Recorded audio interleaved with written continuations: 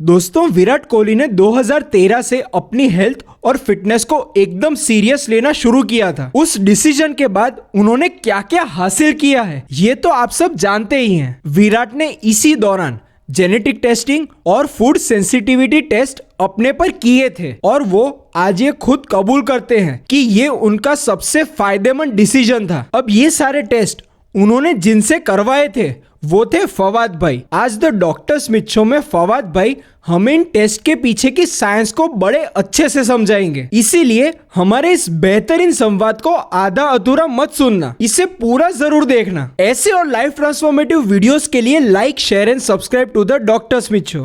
तो सबसे पहला सवाल ये होता है कि जेनेटिक टेस्टिंग होती क्या है, क्योंकि आम आदमी को लगता है कि ये बड़े लोगों की या स्पोर्ट्स लोगों के लिए ही होता है, हमारे लिए नहीं होता। तो आप हमें ये बताएं कि जेनेटिक डीएनए टेस्टिंग होता क्या है, किसके लिए और क्यों उन्हें करना है। ठीक है। तो देखिए, जेनेटिक टेस्टिंग पहले समझना है कि डीएनए क्या है। तो डीएनए जो हम दिख रहे हैं, जैसे हम दिख रहे हैं, आप अलग फीचर्स हैं आपके और मेरे अलग फीचर्स हैं। तो इसके पीछे क्या है? इसके पीछे डीएनए है। तो अगर हम इसको बहुत ही सिंपल समझें, तो आप और हम दोनों अभी टेक्नोलॉजी से जुड़े हुए हैं। ठीक है। आपने कंप्यूटर यूज किया है, लैपटॉप यूज किया है, तो उसके पीछे एक सॉफ्टवेयर होता है। तो जैसा सॉफ्टवेयर होता है या उसमें जो कोड लिखे जाते हैं, आपका जो फीचर है, आपका जो लैपटॉप है, वैसे बिहेव करता है। तो आप इंटर दाबते हो तो कुछ बन जाता है ना? या आप ए दाबते हो तो ए ही लिख के आता है। ठीक है। इसी तरह से ये कोड जो डिजाइन है कंप्यूटर में, वो इंसान ने बनाया है, लेकिन जो डीएनए है, ये भगवान का बनाया हुआ कोड है।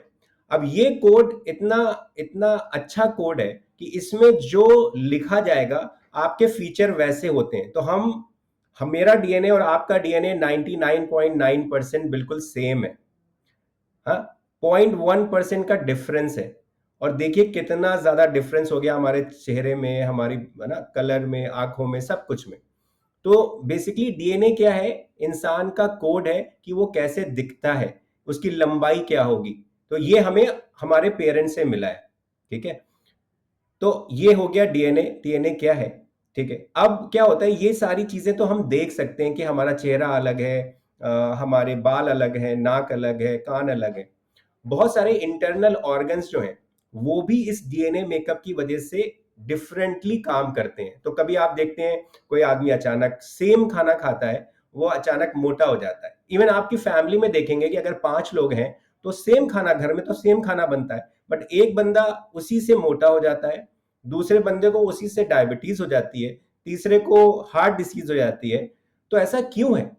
तो इसके पीछे बहुत सारी रिसर्च चल रही थी और एक बहुत बड़ा प्रोजेक्ट हुआ जिसको हम ह्यूमन जीनोम प्रोजेक्ट कहते हैं, जो कि 2003 में करीब 10-15 साल के बाद कंप्लीट हुआ।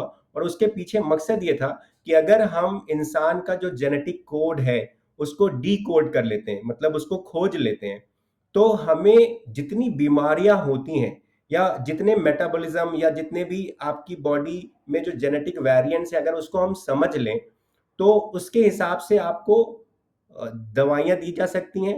आपको कोई बीमारी होने से पहले ही बचाया जा सकता है। तो बेसिकली ये डीएनए टेस्टिंग का ही कमाल है, जिससे हमें पता चल सकता है कि एग्जैक्टली आपके अंदर क्या चल रहा है।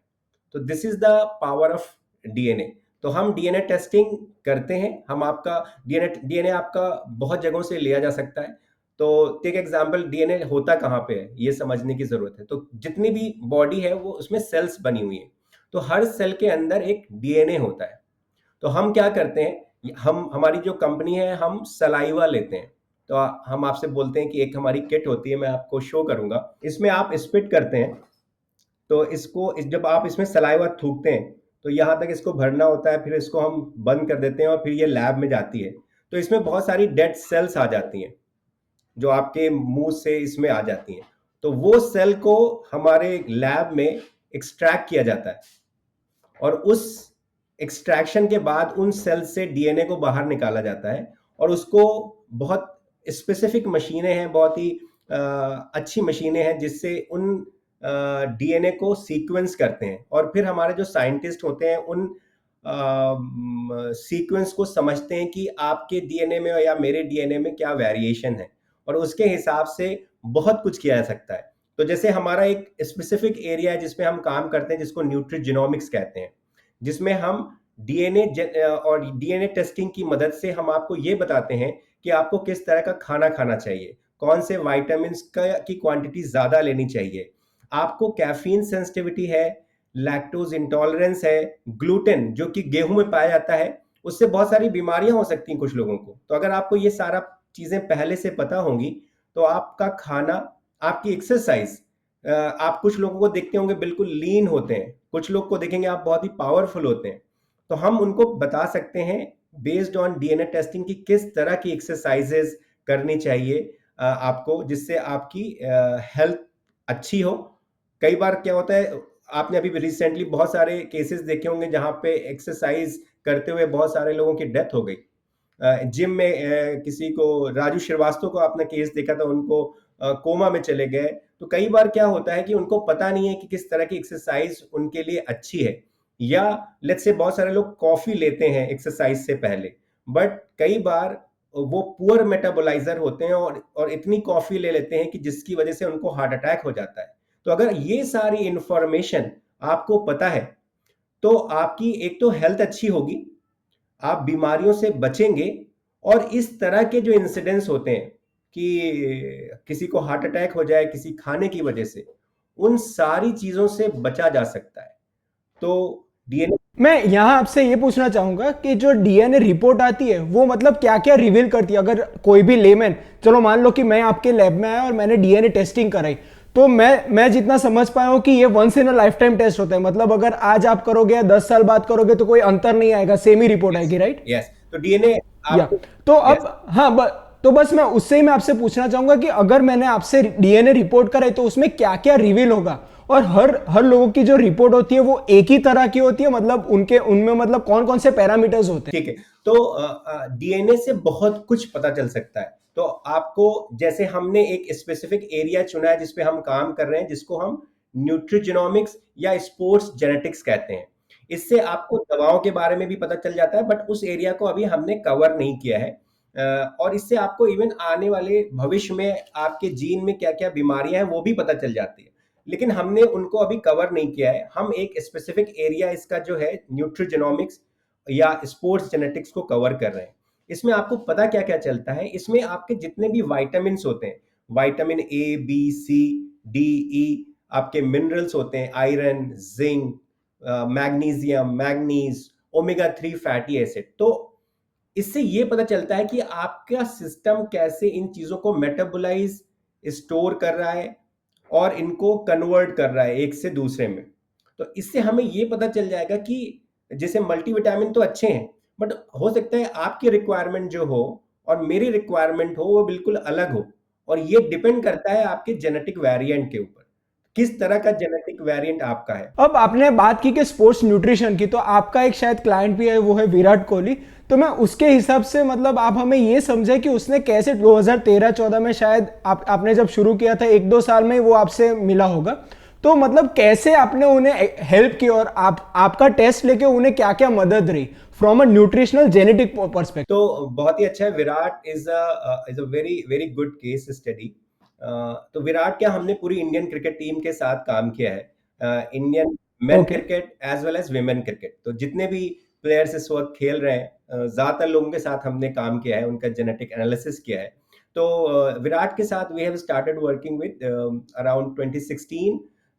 वो जब एक ट्रांसफॉर्मेशन जोन में थे, और वी मेट, उनके जो ट्रेनर थे उस वक्त इंडिया के mister Basu Shankar, we met, और हमने उनको बताया कि ये टेक्नोलॉजी क्या है और कैसे हेल्प कर सकती है, and then he discuss with Virat, and then we eventually did this test for him. So बहुत सारी चीजें, because DNA is something very personalise, we don't share some of the data which we work with, but some of the things Virat openly shared in the public domain, and that's where I am sharing it. हमें ये पता चला कि Virat lactose intolerance है, तो ये बात हमने उनसे शेयर करी, और उसके बाद उन्होंने अपनी खाने से, जो कि आप देखेंगे कि अगर आप नॉर्थ इंडिया से हैं और आप स्पेशली पंजाबी हैं, तो दूध ऐसा माना जाता है कि एक हेल्थ ड्रिंक है, बिना दूध नहीं पिया तो मतलब हेल्थ में कुछ कमी हो गई है। और आपकी मम्मी कभी आपको बिना दूध के बाहर नहीं जाने देंगे कि दूध पी लो या रात में दूध पी लो, और वो लैक्टोज इंटॉलरेंट है कोई, और आप उसको ज्यादा दूध पिला रहे हैं या वो ज्यादा दूध से बनी हुई चीजें खा रहा है, तो उसके लिए एक बहुत बड़ी समस्या क्रिएट हो सकती है। ठीक है, इसी से आपको कॉन्टिन्यूअसली ब्लोटिंग होती रहेगी। तो हम क्या करते हैं, जो जो लैक्टोज इंटॉलरेंस है उसका एक जीन होता है जिसको हम कहते हैं LCT। तो ये जीन क्या करता है, तो आपका जो मिल्क है, मिल्क के अंदर एक शुगर होती है जिसको हम कहते हैं लैक्टोज। ठीक है, ये हमारी बॉडी से एक एंजाइम निकलता है जिसको हम कहते हैं लैक्टेज। तो लैक्टेज क्या करता है, और ये कंट्रोल होता है इस जीन से, LCT जीन से। तो जब आप मिल्क पीते हैं तो बॉडी में अंदर जाता है आपका मिल्क। ठीक है, अब वहां पे जो शुगर है उसको बेसिकली ब्रेक करने के लिए एंजाइम बॉडी निकालती है। तो ये इस एंजाइम के निकलने से लैक्टोज को ब्रेक कर देता है सिंपल शुगर में। ठीक है, और इस तरह से आपका जो सिस्टम है उसको डाइजेस्ट कर लेता है। बट जो लोग लैक्टोज इंटॉलरेंट होते हैं उनमें ये जो जीन है इसमें एक रिस्क एलील आ जाता है, जिसकी वजह से जितना लैक्टेज बनना चाहिए उतना बनता नहीं है, और जिसकी वजह से आप अगर मिल्क के प्रोडक्ट ले रहे हैं तो वो बॉडी में पड़ा है और वो डाइजेस्ट नहीं हो रहा है। जब वो डाइजेस्ट नहीं हो रहा है तो आपको ब्लोटिंग होना, मतलब गैसेस बनना शुरू हो, क्योंकि वो चीज आपके इंटेस्टाइन में जाके सड़ रही है, और जिसकी वजह से आपको बहुत सारी प्रॉब्लम्स होती हैं और आपको गट के इश्यूज होते हैं, और सीवियर केसेस में क्या होता है, लोगों को अल्सर्स बन जाते हैं। ठीक है, और बहुत सारी प्रॉब्लम फर्दर क्रिएट होती रहती हैं उसकी वजह से। तो ये एक छोटी सी इंफॉर्मेशन है जो कि बहुत हेल्प करी विराट को उनकी डाइट को चेंज करने में। इसी तरह से उनके जो जेनेटिक बेसिकली एक्सरसाइज से रिलेटेड उनके जेनेटिक्स हैं, वो हमने उनके मैं उसी पे आपसे पूछना चाहूंगा कि आप अगर मैं गलत नहीं हूं तो जेनेटिक्स हमारी जो एक्सरसाइज मूवमेंट होती है उस पर भी बड़ा असर लाता है। जो हमारी मसल होती है उसका ग्रोथ, उसका लॉस, उसकी कितनी पावर होगी, एंड्योरेंस होगी, या फिर जो हम लोग जो फ्लेक्सिबिलिटी कहते हैं वो भी। तो इसके बारे में बताएं कि स्पोर्ट्स जो हमारे जो क्रिकेट हो गया, फुटबॉल हो गया, या दुनिया का कोई भी स्पोर्ट हो गया, उसमें जेनेटिक फैक्टर कौन से लेवल पर मतलब डिटरमाइन करता है कि आप ये शॉट इतना दूर मार सकते, इतना नजदीक मार सकते आसानी से। तो देखिए क्या है, हमें दो चीजें लेनी पड़ेंगी, समझनी पड़ेंगी। तो जेनेटिक्स एक बहुत ही इंपॉर्टेंट रोल प्ले करता है आपकी ओवरऑल हेल्थ में और इवन स्पोर्ट्स परफॉर्मेंस में। लेकिन उसके साथ ही आपकी जो स्किल है, जो आपकी ट्रेनिंग है, वो भी बहुत, और आपका पैशन, वो भी बहुत बड़ा इंपॉर्टेंट रोल प्ले करता है आपकी ओवरऑल परफॉर्मेंस में। तो मैं ये नहीं कहूंगा कि जेनेटिक्स का 100% रोल है, बट बहुत बड़ा रोल है। ठीक है, तो टेक एग्जांपल, एक जीन है जो हम टेस्ट करते हैं जिसको कहते हैं ACTN3। तो अगर आपके व्यूअर्स देख रहे हैं तो अगर इवन आप इसको गूगल भी करें ACTN3, तो ये एक प्रोटीन है जिसको ये बनाता है, जिसको हम कहते हैं एक्टिन। एक्टिन बेसिकली क्या करता है, हमारी मसल्स के अंदर दो तरह के, बेसिकली होते तो चार तरह के हैं, बट मेजर दो तरह के मसल फाइबर होते हैं, टाइप 1 फाइबर और टाइप 2 फाइबर। टाइप 1 फाइबर क्या होता है, ये इसको हम स्लो ट्विच फाइबर कहते हैं। ठीक है, और जो टाइप 2 फाइबर होता है ये फास्ट ट्विच फाइबर होता है। तो अगर आप पावर गेम्स में हैं और आप में ज्यादा टाइप 2 फाइबर है, ठीक है, तो आपकी परफॉर्मेंस ज्यादा अच्छी होगी। तो लेट्स से कि अगर आप में एक्टिनिन प्रोड्यूस हो रहा है, ठीक है, तो आपकी बॉडी में ज्यादा टाइप 2 फाइबर्स बनेंगे। ठीक है, अब उसका दूसरा रिस्क वर्जन है, अगर आपके जीन में ये निकल के आया कि ये जो एक्टिन प्रोटीन है ये कम बनता है, तो आपकी बॉडी में बनेंगे टाइप 2 फाइबर, लेकिन लेट्स से अगर वो 100 बन रहे थे तो आपकी बॉडी में 20 बन रहे हैं, तो आपकी जो पावर प्रोफाइल होगी वो 100% वाले से ऑब्वियसली कम होगी। बट इसका मतलब ये नहीं कि आप एक एथलीट नहीं बन सकते हैं, या लेट्स से आप क्रिकेट खेल रहे हैं तो आपको क्रिकेट खेलना बंद कर देना चाहिए। अब क्या होगा, यहाँ पे हम उनको ये सजेस्ट करते हैं कि अब आपका जो ट्रेनिंग प्रोटोकॉल है वो बदल जाएगा। तो अगर आपका पावर प्रोफाइल निकल के आया है तो आप लेट्स से अगर आप हैवी रैप करते हैं, इवन 80% 1 RM भी करते हैं, दैट्स गुड फॉर यू। वो आपकी बॉडी आपको सपोर्ट करेगी, मसल ग्रोथ होगी, स्ट्रेंथ बढ़ेगी, हाइपरट्रॉफी होगी। लेट्स से अगर आपका ये 20% ही निकला है ना, 80% आप में टाइप 1 फाइबर ज्यादा है, अब आपको आपको स्ट्रेंथ बढ़ानी है। अब आपका प्रोटोकॉल ये होगा कि आपको कम वेट के साथ, लेट्स से अगर आप बेंच प्रेस कर रहे हैं तो आपने जो 1 RM है उसको आप 40% पर ले आए, और अपने जो रैप्स हैं, ठीक है, आप अगर 5 कर रहे थे 1 RM से, अब आप 20 करना है आपको। तो उससे भी आपकी स्ट्रेंथ बढ़ रही है, उससे भी आपका हाइपरट्रॉफी हो रही है, बट आपके प्रोटोकॉल बदल गए क्योंकि आपका जेनेटिक मेकअप, अब लेट्स से आप कहोगे नहीं मैं तो वही करूंगा, फिर आपको इंजरीज ज्यादा होंगी। And that's what we have seen with Hardik Pandya. Hardik Pandya का अगर आप जेनेटिक मेकअप देखेंगे, it's more towards endurance side. अगर उनकी बॉडी भी आप देखोगे लीन एंड लैंकी, है ना। तो अगर आप विराट को देखिए, हार्दिक पांड्या को देखिए और क्रिस गेल को देखिए, तीनों के बिल्कुल अलग प्रोफाइल है, और इसके पीछे जेनेटिक्स का बहुत ही बड़ा रोल है। तो अगर आपको ये बातें, मैं इसको इसको अगर आप समझा दे तीनों का, तो हमें क्या पता चल जाएगा, अगर हम मतलब हमारे जो व्यूअर्स है वो भी अपने तरह से परख पाएंगे अलग अलग प्लेयर्स को, तो वो हमें तो समझा दी। देखिए अब जैसे क्रिस गेल है, उनका पूरा पावर प्रोफाइल है, ठीक है, उनमें टाइप 2 फाइबर बहुत ज्यादा है। तो अगर आप उनको किसी भागने वाले गेम में डाल दें, लेट्स से रनिंग में डाल दें, लेट्स से उनको मैराथन में डाल दें, वो बिल्कुल अच्छा नहीं कर पाएंगे। और अगर आप उनका गेम भी देखेंगे पूरा, वो ज्यादातर सिक्सेस मारते हैं, बहुत ज्यादा रन लेते हैं, लेकिन उतने उतने अजाइल नहीं है, ठीक है। तो ये एक फायदा भी है, उसका ड्रॉबैक भी है। अब विराट को देखेंगे, उनका प्रोफाइल मिक्स है। So he has got 50% power profile, 50% endurance, तो बहुत ही आइडियल प्रोफाइल है। अगर आप देखें हार्दिक पांड्या का, इट्स 100% इंड्योरेंस, ठीक है। तो ये बेसिकली डिफरेंस जो कि इवन आपको दिखता है उनके बॉडी से, फेस से, बट हमें इंटरनली पता है कि इसके पीछे राज क्या है। अब एक छोटा बच्चा है, टेक एग्जांपल, अभी कुछ नहीं पता उसके बारे में, बट हम जेनेटिक टेस्टिंग करके ये पता लगा सकते हैं कि इसका जेनेटिक मेकअप कैसा है, और आने वाले समय में है हम उसको बता सकते हैं कि किस तरह का तुम्हें खाना खाना है, किस तरह का तुम्हें एक्सरसाइज करना है। तो जिससे उसकी जो जर्नी होती है, जब भी आप कोई स्पोर्ट्स खेलना शुरू करते हैं तो बहुत ज्यादा हिट एंड ट्रायल हो रहा होता है, या ट्रायल एंड एरर हो रहा होता है, उस चीज को हम खत्म कर सकते हैं। कई बार तो इस ट्रायल एंड एरर की वजह से लोगों का करियर ही खत्म हो जाता है। अब विराट कोहली जैसे एक और शानदार स्पोर्ट्समैन जो हमारे टाइम का जो हम लोग कह सकते हैं, वो है नोवेक जोकोविक। और 2009-10 में उन्होंने जो ऑस्ट्रेलियन ओपन, मतलब वो जो बाहर निकले थे, तभी उन्होंने अपने बॉडी में इतने चेंजेस लाए कि आज वो मतलब उनका एक्सटेंडेड स्ट्रीक चल रहा है, जो 13 साल से I think is unbeatable form जो चल रहा है उनका। तो उसमें से निकल के आया कि उन्हें ग्लूटेन सेंसिटिविटी थी, जो उन्होंने शायद फूड सेंसिटिविटी टेस्टिंग और जेनेटिक टेस्टिंग के साथ ही उन्होंने किया था।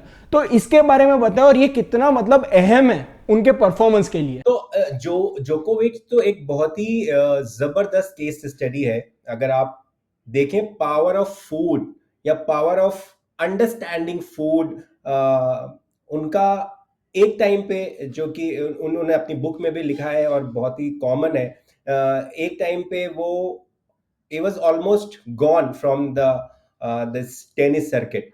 तो उनको ही वॉज थ्रोइंग ब्लड, मतलब उनको खून खून की उल्टियां हो रही थी। आप सोचिए अगर किसी प्लेयर को खून की उल्टियां हो रही तो उसका करियर खत्म।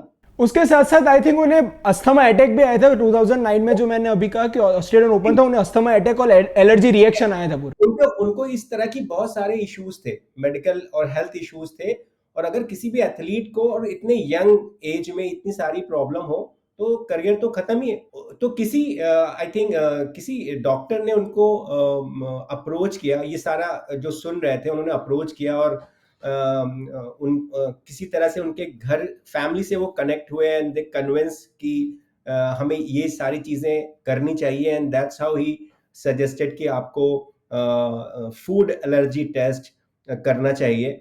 और that's where they get to know कि वो ग्लूटेन इंटॉलरेंट है। और वो उनकी जो फैमिली आती है वो पिज्जा और बेकरी बिजनेस से आते हैं। हाँ, मतलब वो बेकरी के वो ओनर थे, उनके मम्मी पापा बेकरी चला रहे थे तो आप सर्बिया सोचिए में। कि अगर आपकी पूरी परवरिश जो हुई है बचपन से, आप उसी एग्जैक्टली, अचानक आपसे या कोई बोले कि आपको आप कल से ये नहीं खाना है, ठीक है, but he was a player and he understood the power and all everything। तो as a experiment he tried, and 1-2 महीने में ही उनके पूरी बॉडी में बदलाव होने लगे, और उन्होंने फिर उस चीज़ को आगे बढ़ाया, क्योंकि शुरू में आप थोड़ा सा कंफ्यूज होते हैं कि इस बात को मैं मानूं ना मानूं, काम करेगा नहीं करेगा, and it worked really well for him.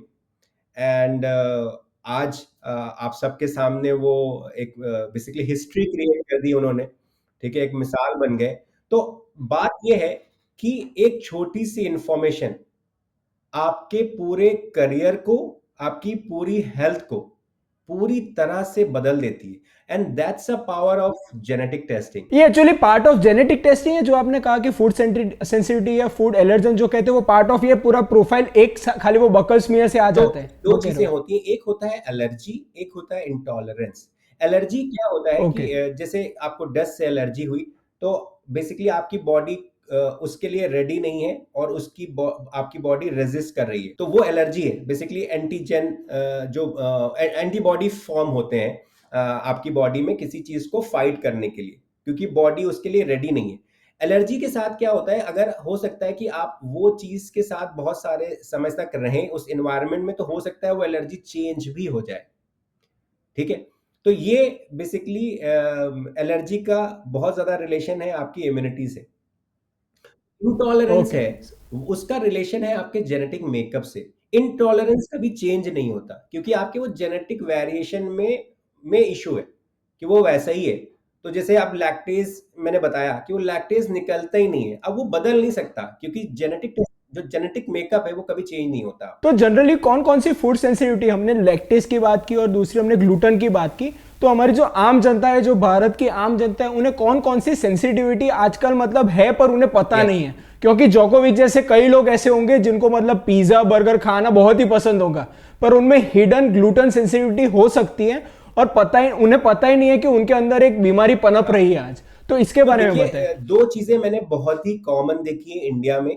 एक तो ग्लूटेन सेंसिटिविटी है, दूसरा लैक्टोज इंटॉलरेंस। तो अगर आप लैक्टोज इंटॉलरेंस को देखेंगे, तो पूरी दुनिया में 70% जो पॉपुलेशन है वो लैक्टोज इंटॉलरेंट है। इंडिया में भी 70% जो हमारी भारतीय जनता है वो लैक्टोज इंटॉलरेंट है, और ये बहुत सारी स्टडीज में प्रूव हो चुका है। इंडिया में भी जो स्टडीज की गई हैं, देखा जाए तो जो लैक्टोज इंटॉलरेंस का प्रेवलेंस है वो साउथ इंडिया में ज्यादा है, और नॉर्थ इंडिया में भी है, लेकिन थोड़ा कम है, ठीक है। तो अब लैक्टोज इंटॉलरेंस जिन लोगों को है, और आप अगर देखेंगे इंडिया में दूध का कल्चर है, चाहे वो अलग अलग फॉर्म में, चाहे वो ठंडाई के फॉर्म में, या टी तो ऐसा है कि हर आदमी पीता है, बहुत सारे लोग तो टी पे ही जिंदा है। तो उसके बाद वो कंप्लेन करते हैं जब भी वो टी पीते हैं, और उनको पता नहीं कि ये टी की वजह से हो रहा है। तो ब्लोटिंग, अगर आप, क्योंकि मैं by profession I am a nutritionist, I consult a lot of people, and सबके साथ एक ही समस्या है, ब्लोटिंग की। मतलब ये अगर आप 100 लोगों से बात करेंगे तो 95% लोगों को ब्लोटिंग की समस्या है। मतलब गैस की बीमारी, गैस जो की गैस हो बीमारी, जाता है पेट। ब्लोटिंग, गैस की बीमारी।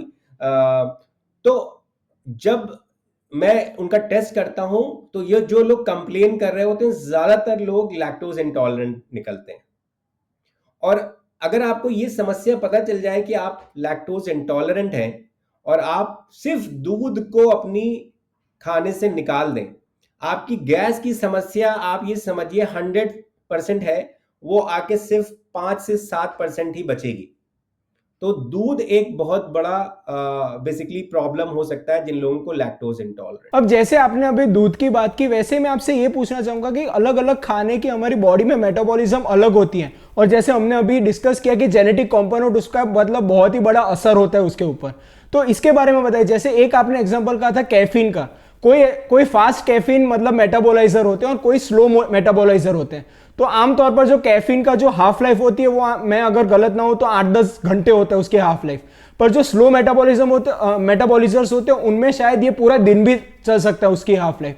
तो इसके बारे में बताएं, और कैसे कॉमन जो हमारे डे टू डे हम लोग जो फूड आइटम्स हैं उस पर हमारे जेनेटिक असर कैसे करते हैं वो भी डॉक्टर बताएं। सुमित, आपने ये इतना इंपॉर्टेंट टॉपिक उठा दिया है, और ये मेरा फेवरेट सब्जेक्ट है, और मैं इसमें आपको चाहूंगा कि मैं डिटेल से बताऊं। कैफीन या श्योर। कैफीन एक ऐसी चीज है जिसको पूरी दुनिया में लीगल ड्रग है ये, ठीक है, और बड़ी पावरफुल ड्रग है। तो आपने जैसे कहा कि मेटाबॉलिज्म, जो कैफीन मेटाबॉलिज्म है उसका एक जीन है जिसको हम कहते हैं CYP1A2। तो ये जीन जो है, कैफीन जब आप पीते हैं तो इसको मेटाबोलाइज करता है। ठीक है, मेटाबोलाइज बेसिकली उसको ब्रेक करके और आपको किक देता है जब आप लगता है चार्ज हो गए। अब आपने बिल्कुल सही बताया, कुछ लोग पुअर मेटाबोलाइजर होते हैं, कुछ लोग इंटरमीडिएट मेटाबोलाइजर होते हैं, कुछ लोग फास्ट मेटाबोलाइजर होते हैं। तो जो लोग फास्ट मेटाबोलाइजर होते हैं, जैसा कि आपने बताया, जो कैफीन की हाफ लाइफ जो है 4 to 6 आवर होती है। बट बड़ा इंटरेस्टिंग है, जो न्यू बॉर्न होते हैं उनमें 120 आवर्स होती है कैफीन की हाफ लाइफ। तो जो प्रेग्नेंट वुमेन है और अगर वो कैफीन का सेवन कर रही हैं तो प्लीज मत करिए, या आप ब्रेस्ट फीडिंग है स्पेशली मत करिए, आपके बेबी के लिए बहुत नुकसानदेह होने वाला है। तो ये बड़ी इंपॉर्टेंट इंफॉर्मेशन है। तो जो कैफीन है, अगर आप फास्ट मेटाबोलाइजर हैं तो आपने कॉफी को पिया, है ना, आपको 30 मिनट से 45 मिनट्स में उसका किक आया। आपने लेट्स से अगर आप प्री वर्कआउट ले रहे हैं तो आपने आपको आपकी बॉडी पंप हो गई, आपने ज़्यादा अच्छा वर्कआउट किया। अगर आप थके हुए हैं तो आपको किक मिल गई, आपका सर दर्द सही हो गया। आप मीटिंग में जा रहे थे, आप डल फील कर रहे थे, आपको किक मिल गई, एंड सब कुछ बहुत ही अच्छा हुआ। और अगर आप 2 से 3 या 4 कप भी कॉफ़ी पीते हैं तो आपको कोई बहुत बड़ा इशू नहीं होगा। बट अगर आप पुअर मेटाबोलाइजर हैं तो अब आपने कैफीन ले लिया, लेट्स से आपने 100 मिलीग्राम्स ऑफ कैफीन, अगर आप 1 कप लेते हैं कोई भी नॉर्मल कप ऑफ कॉफी, उसमें 100 मिलीग्राम करीब कॉफी होती है। अब आपने उतना ले लिया, तो अब क्या होगा, एक तो आपकी बॉडी में उसका जो किक आएगा वो लेट आएगा। तो जहां पे इसको 30 मिनट्स में आ रहा था, हो सकता है आपको 1 घंटे में उसकी किक आएगी। और वो जो किक है वो आएगी, और जो आपकी बॉडी से वो कैफीन निकल रहा था वो बहुत ही लेट या स्लो निकलेगा। तो उसकी उसकी बॉडी में तो 4 घंटे में हाफ हो जाता है, बट हो सकता है वो आपकी बॉडी में 8 घंटे में हाफ टाइम में पहुंचेगा, या हाफ लाइफ उसकी 8 घंटे हो जाएगी। तो आपकी बॉडी में ज्यादा देर तक कैफीन रहेगा।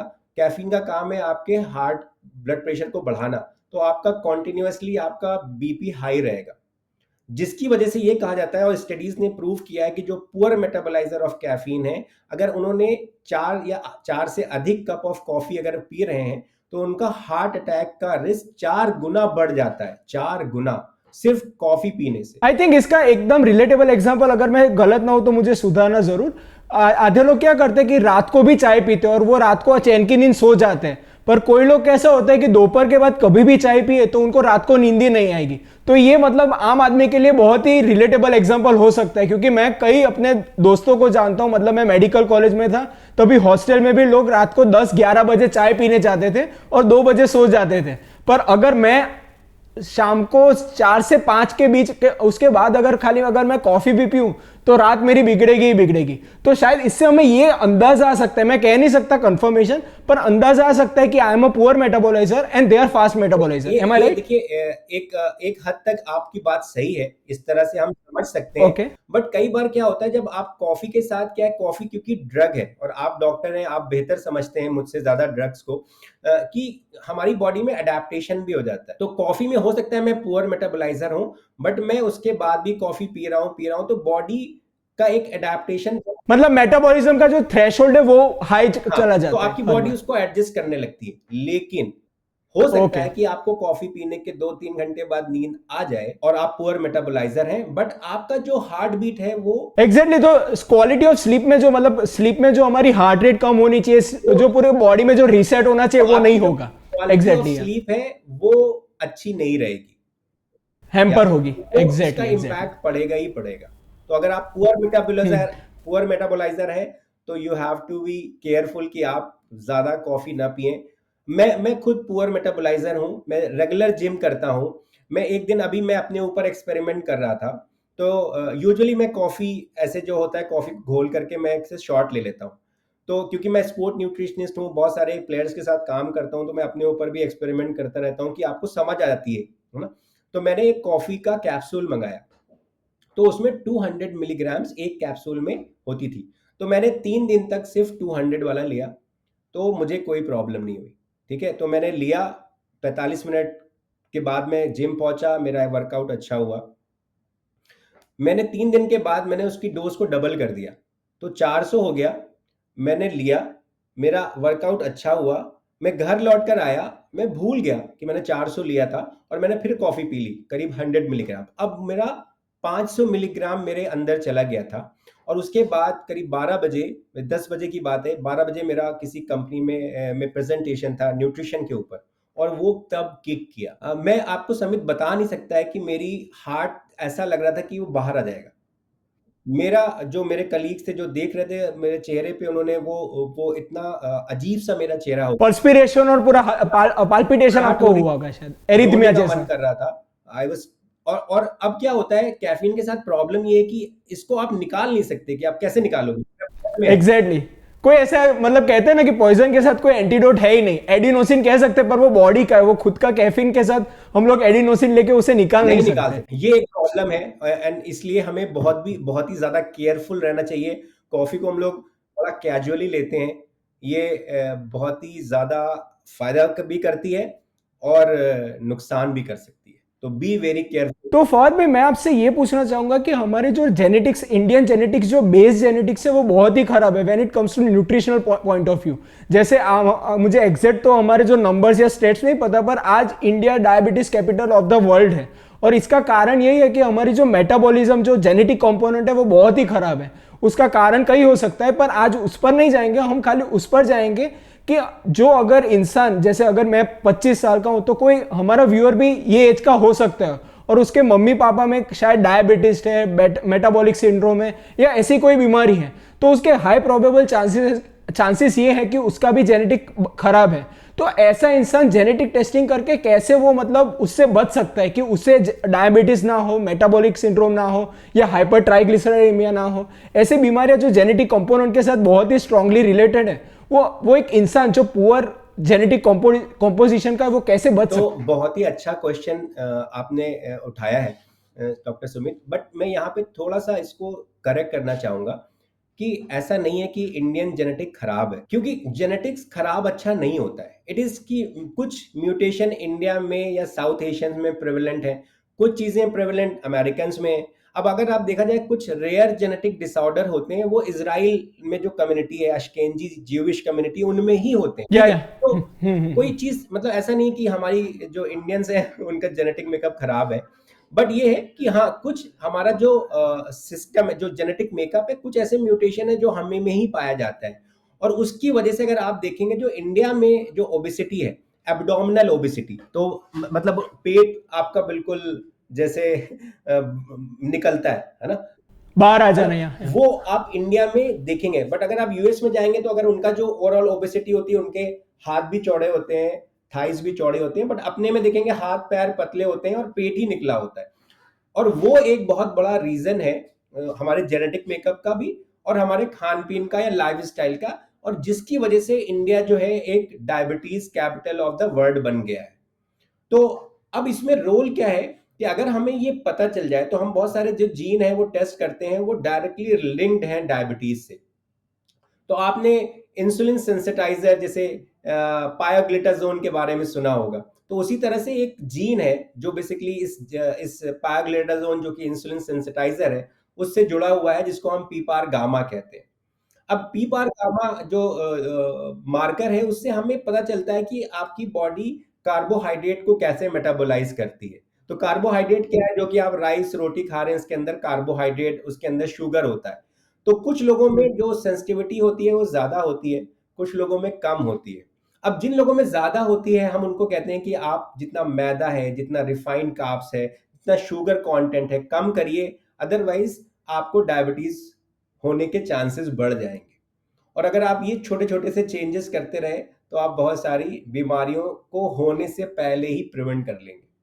तो ये एक डायबिटीज का मैंने आपको बताया। इस तरह के बहुत सारे और भी मार्कर हैं डायबिटीज में जो हम चेक करते हैं। इसी तरह से सैचुरेटेड फैट है, जो कि लिंक्ड है फैट से या फैट की स्टोरेज से या इवन आने वाले टाइम में कोलेस्ट्रॉल से। अब फैट के लिए एक जीन है जिसको हम कहते हैं एपो ए 2। अब ये स्टडीज में देखा गया कि जिनमें रिस्क वाला वर्जन था, इवन उन्होंने 22 ग्राम्स सैचुरेटेड फैट अगर दिन में लिया, ठीक है, तो उनका जो कोलेस्ट्रॉल था या उनकी उनमें जो वेट गेन की जो प्रॉब्लम थी वो ज्यादा हुई। बट जिनमें अच्छे वाले जीन थे उन्होंने भी उतना ही लिया, बट उनमें वो चीजें नहीं हुई। अब इससे फायदा क्या होगा अगर मुझे पता है कि लेट्स से समित के जीन में ये एपो वाला रिस्क वाला वेरिएंट है, तो मैं उनको पहले से ही मना करके रखूंगा कि आपको जो सैचुरेटेड है, देसी घी कम खाना है ना, उसकी जगह पे आप सरसों का तेल, पीनट ऑयल, है ना, ये खाना है।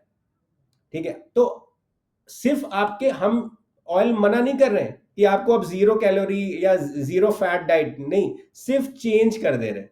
तो ये पावर है आपके जेनेटिक टेस्टिंग की, और इससे आपको पता चल जाता है और आप फ्यूचर में डायबिटीज से, हार्ट डिसीज से बच सकते हैं। और ब्यूटी क्या है कि जिंदगी में एक ही बार टेस्ट कराना है, कि ब्लड टेस्ट हर महीने कराओ तो नई रीडिंग आएगी। इसमें क्या है, जो बचपन से आपको मिल गया मम्मी पापा से डीएनए, जब तक हम जिंदा है वही डीएनए रहेगा। दोस्तों ये वीडियो अगर आपको वैल्यूएबल लगा तो इसे लाइक कर अपने सारे दोस्तों से इसे शेयर कीजिएगा। इस चैनल को सब्सक्राइब तो आप कर ही लेंगे। चलिए मिलते हैं।